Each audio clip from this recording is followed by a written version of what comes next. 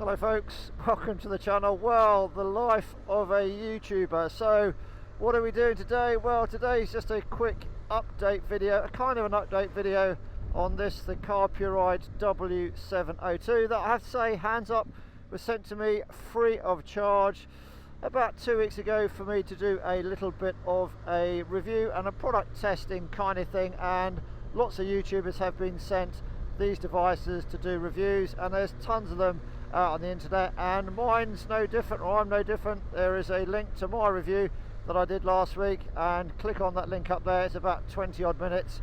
It covers everything more or less to do with the W702. But what I'm doing at the moment is I'm actually doing a longer term test, because nobody seems to be doing that. So I'm doing a longer term test, trying to get all the good points and bad points, and then eventually I'll put together a video and then I'll bash that out, as they say. So what's today's video about? Well, it's just an interim video actually. So we're coming to the end of February, and I thought I'd need to get out there and get some wet weather testing done of the 702. So that's what this video is about. No BS, it's just straight raw footage of this unit out in the rain and how it copes with it. So there's going to be no fancy music, it's just the video. So what we're going to do is I will cut to the video that I will be using for the long-term testing video. So I've been out the last few days and the rain has been absolutely smashing it down, folks, and in fact it's bad today, but it was worse the last few days when I've been out testing it in the rain. Yeah, literally raining cats and dogs, and really good weather for the ducks and all that kind of stuff. So that's what I thought I'd do, is get out on the bike, don the old waterproofs, put the heater jacket on, get out there and test it, because there will be some people out there saying, well, that's all very well if you live in California, but what about these capacitance type screens? So that's what we'll be talking about in this clip of video. It's about 5 minutes long, but that clip will then drop into the long-term test for this CARPURIDES W702. So what I have done, if you see on the screen there, I've actually lowered my Garmin Zumo mount and just got a RAM ball and socket mount. It cost me about 25 quid, and then I've sort of semi-permanently mounted it to my accessory bar above the TFT, and I did actually take the front screen off. It takes about 2 minutes to take the screen off. Mounted it all on, so unless somebody's really determined to nick it or has got a saw to cut through the accessory bar, it should be fine. So it's a semi-permanent kind of fix, and it's just wired up at the moment directly to my battery, sort of temporary down here to the battery beneath my right, or on the inside of my right hand thigh behind the battery panel there. So I really like it, and I've got to say, folks, the Zumo, I think, is, unless something terrible happens to this, I reckon the Zumo, it is the Gen 1 Zumo, I have to say. I haven't used the XT2, but I reckon the Zumo XT Gen 1 is, let me just turn my volume down on my Cardo Pack Talk. So I reckon that Gen 1 Zumo XT is going to be consigned as a backup actually. I find this really good. So anyway, that's enough for me doing that introductory stuff. I'm trying to keep it real as a YouTuber slash influencer, and none of them go out and do this kind of stuff, do they, folks? So anyway, on with the video. Hope you enjoy this 5 minutes.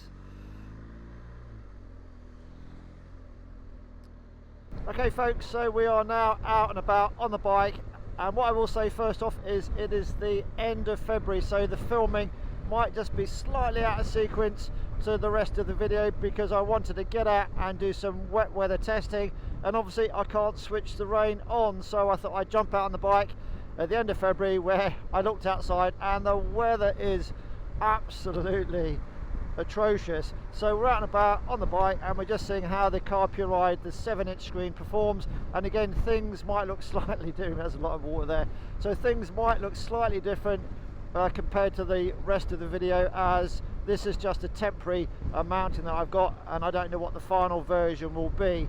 So yeah, the weather's pretty naff actually, it's not very good, so I'll show you that. You can see out here, we're just scrolling through with my gloves on, which are quite damp. There's my weather radar app, blue dot is me, and you can see all that green stuff on the weather radar.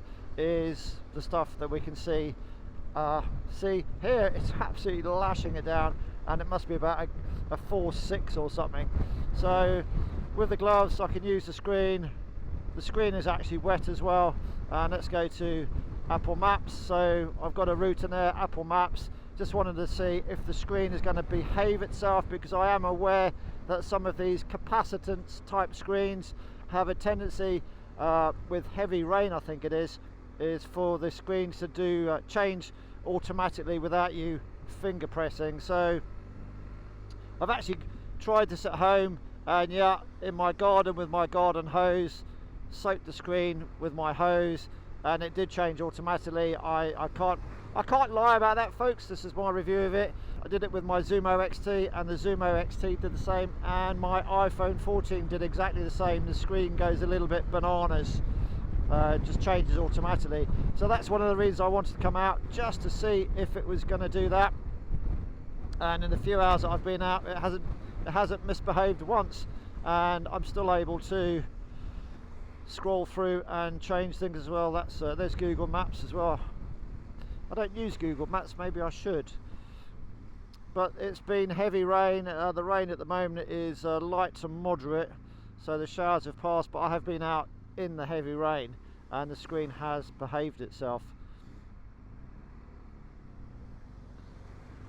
So let's just change back to Apple Maps. That's the one that I got used to. I haven't used CarPlay before, so I'm learning as well. But for the moment, I think the screen is, yeah, it's going to be okay in the wet. Obviously, if you've got one of these and you've got some comments which tend to contradict that, then make them in the comment section down below. I am aware that there are other manufacturers on the market who have got lock buttons on the side, possibly to prevent that happening, and so in really heavy rain, to stop the screen doing things automatically, you can actually lock the screen, so touching it with your fingers, the touchscreen doesn't change anything, therefore heavy rain won't change the screen. So if it is a problem, maybe CARPURIDE might want to address that, but that's only if it is going to become an issue. But at the moment I haven't had any problems with the screen at all. So again, just changing the screen whilst it's safe to do so up ahead. I can scroll, and my gloves are actually damp now. I can scroll, everything seems to be okay. Let's put some music on. So there we go, music's going on, bit of Oasis. So there we go, that's my music screen. Let's go back to the app screen, and then let's go back to Apple Maps, and then we can go for the split screen as well. Press it again, and there's the split screen. You've got written directions for the next thing, and then we've got the music, and then what am I doing today? Yeah, 2:30 report, so everything, it scrolls through it fine. So wet weather testing, as we speak, I've had no issues with it whatsoever. Anyway, that's the wet weather testing, and on with the video. So that's the video, folks. So you can see that these capacitance touchscreens, where you use your finger and it just connects, it just makes that electrical charge, completes the circuit. That's what rain droplets do. So depending on how much rain you're going to get on the screen, the rain droplets will cause that capacitance circuit to be completed and will potentially change the screen automatically. However, I've had no issues with this, and you can see the weather even today in this introductory kind of video. Yeah, it's crap. The weather is crap, and I'm getting soaked, so I don't like going out in the rain. I'm too old for all that, and I don't like to get my bike dirty. As you can see here, it's pretty minging now, but yeah, so that's it, folks. This is going to stay, I think, for the time being. Certainly long-term testing, got some other kind of tests to do. There'll be a video coming out about that, but I just thought I would let you folks know what it's like. As you can see, the weather is absolutely flipping awful. Yeah, I just thought I'd let you know what it's like in the rain, and it hasn't changed the screen automatically at all. I haven't used it horizontally or sort of at 45 degrees. It's pretty much mounted. I'll just do a little bit of a montage kind of video here, how I've mounted it. You can see behind it, but the screen is pretty much vertical actually, and it does have that permanent sunscreen sunshade on the top, so that may just help. So what I will do eventually is get some, or put some feedback into CARPURIDE.